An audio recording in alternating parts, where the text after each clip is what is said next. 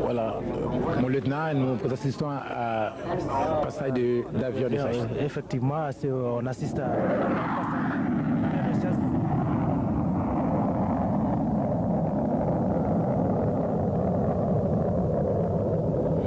Pourquoi il tourne comme une coquille?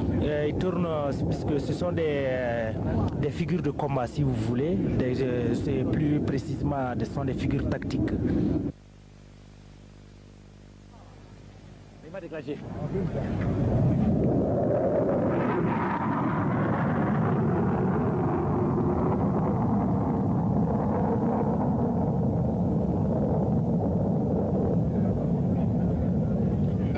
Un parachutiste tiré par un camion. Le para est tiré par un camion.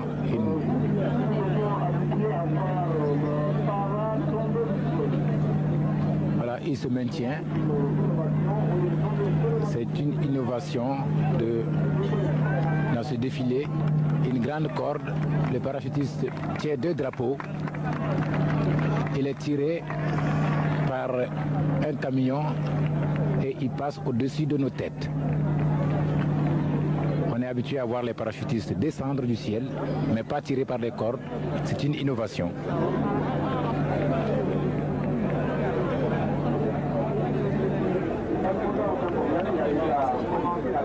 Comme je le disais au départ, le défilé a grandement réussi. Voilà, il regagne la terre. Très bien. Il a atterri et sans tomber, il est fortement applaudi. Un défilé mémorable en ce jour du 20 janvier 1985. Voilà, lieutenant Issa.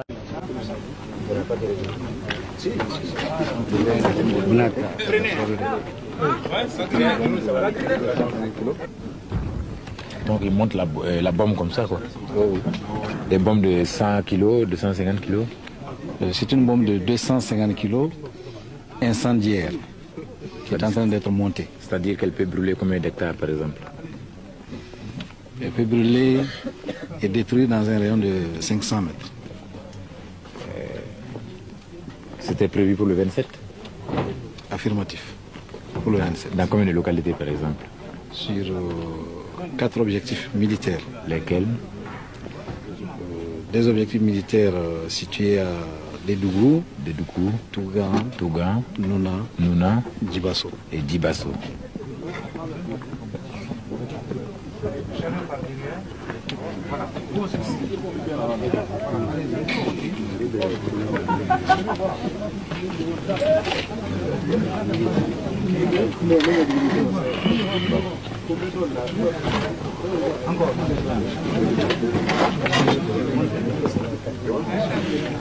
Mais en cas où vous êtes chargé, lourdement chargé d'explosifs comme ça et que vous essuyez des attaques, contre-attaques de l'ennemi, comment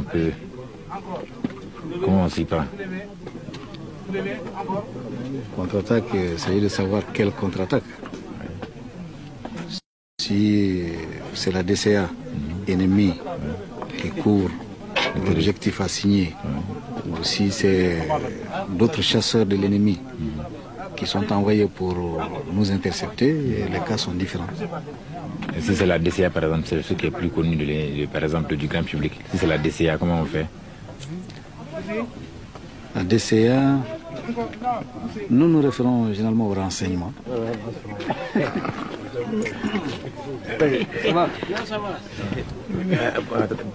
Commandant, qu'est-ce qu'il vient de mettre comme ça comme capuchon?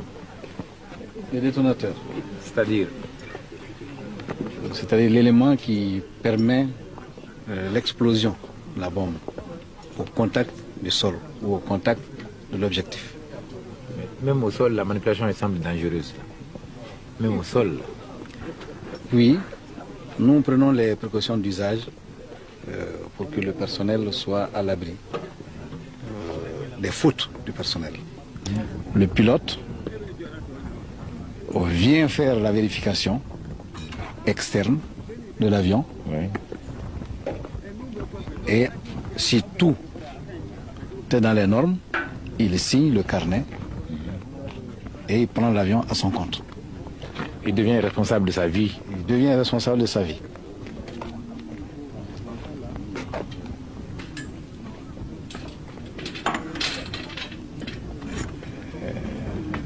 Cet avion de guerre, la vitesse de croisière approximativement, hein? Ici, nous ne parlons pas de vitesse de croisière. J'avais déjà rectifié.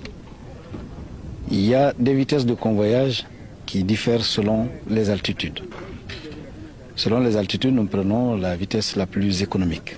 Il est permis de dire que sur cet appareil, il existe une vitesse maximale qui s'exprime en nombre de Mach. Ce n'est plus en kilomètres qu'on parle, mais en nombre de Mach. Cet avion peut voler à plus de 2 Mach, c'est-à-dire plus de 2 fois la vitesse du son.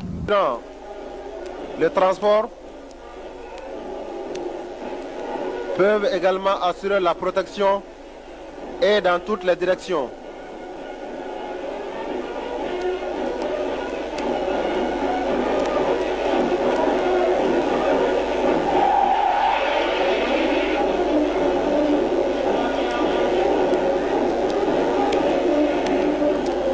C'est toujours ces engins servant à la fois au transport et au combat qui passent. Il y avait la seconde génération qui a passé et qui est suivie maintenant de la première génération des engins assurant à la fois le transport des troupes, mais également le combat.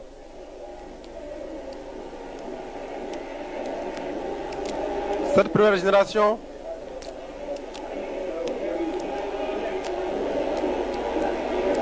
reste efficace, très efficace jusqu'à nos jours.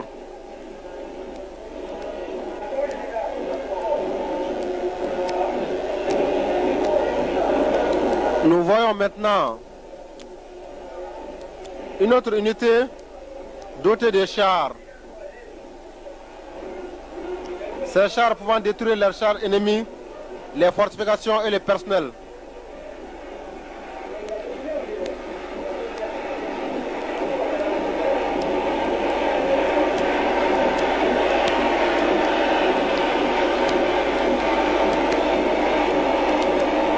Il est dit qu'au combat, l'ennemi numéro 1 du char reste toujours le char. Les chars suivis d'autres engins assurant la défense anti-aérienne.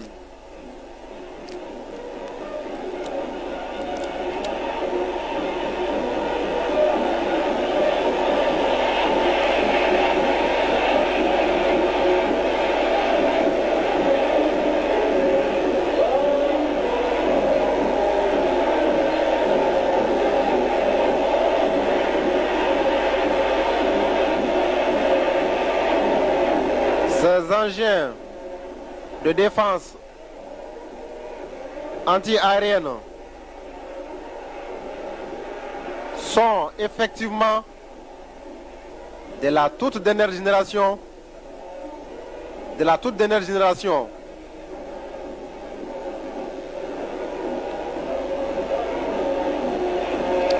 Maintenant, nous assistons au passage de l'artillerie malienne, une artillerie redoutable à très grande puissance de frappe, composée d'artillerie sol-sol et d'artillerie sol-air. Elle est dotée d'armes classiques de nouveau type et d'armes à réaction très perfectionnées. Grâce à ces armes sol-sol, elle peut frapper l'ennemi au plus loin. Grâce à ces armes sol-air, elle assure la protection de l'espace aérien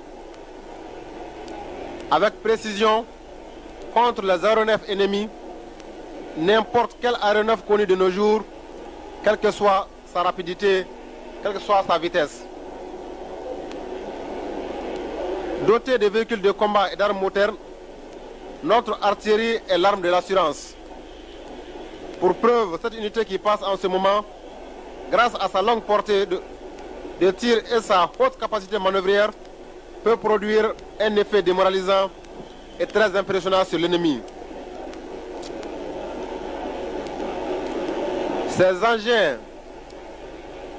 ont une très grande précision et surtout possèdent une très longue portée. C'est des armes de destruction massive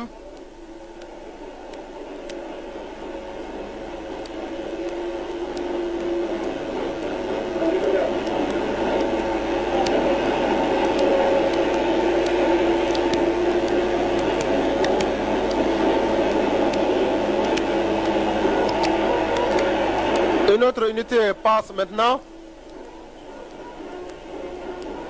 également utilisée pour la destruction et la neutralisation des forces vives ennemies, des moyens de feu ennemis à découvert, des chars ennemis et autres engins motorisés dans les points de concentration. Sa grande capacité de manœuvre, sa puissance de feu et sa capacité de surprise ont des effets de destruction et démoralisants impressionnants sur l'ennemi.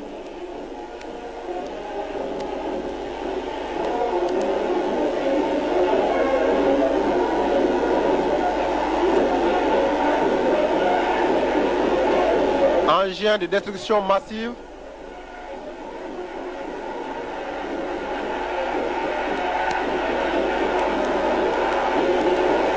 provoquant un impact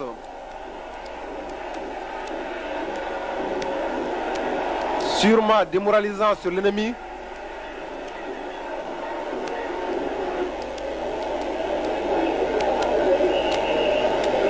Engin possédant également une très longue portée.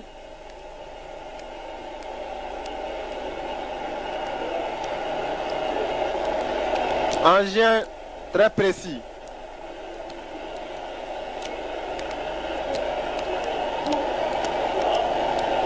Nous voyons également au passage maintenant une nouvelle génération d'artillerie de campagne, une arme par excellence effectuant des tirs indirects et directs tous azimuts. Elle assure ainsi la destruction et la neutralisation du personnel ennemi et d'artillerie adverse, de même que les moyens mécanisés et les chars ennemis.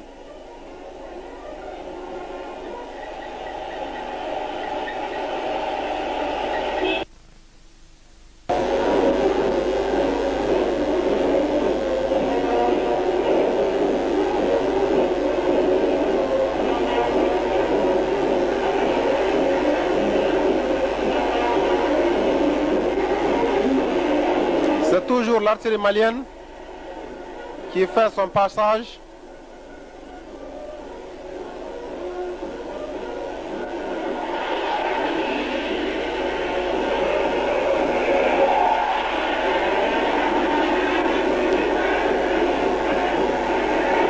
Mon capitaine, vous suivez actuellement le passage d'un avion de chasse.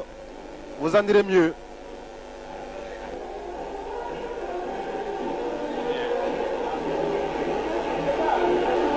Effectivement,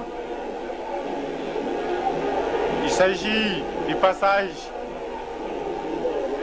d'un chasseur intercepteur qui peut également être utilisé comme un chasseur bombardier. Merci mon capitaine. Et tout de suite vient de passer, ou du moins continue de passer, l'artillerie anti-aérienne. Elle est dotée d'armes qui sont des moyens puissants contre les objectifs aériens rapides volant à une haute altitude. Elle peut intervenir efficacement en tir à terre contre les objectifs terrestres légèrement blindés et navals.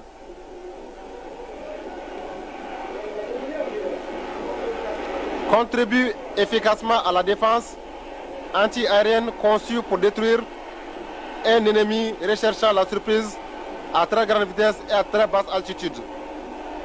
Nous assistons maintenant, mon capitaine, au passage du génie. Génie service, génie arme, vous en direz mieux. Oui, mon lieutenant, effectivement, nous assistons au passage du génie sur engin. Plus tôt, nous avions assisté au passage du génie à pied qui défilait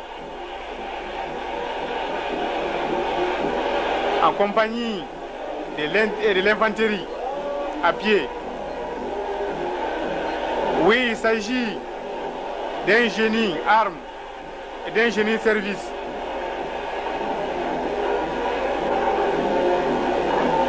Nous assistons au passage des engins destinés à effectuer des travaux publics et des engins de franchissement. La devise du génie est la suivante: construire, parfois détruire, mais toujours servir.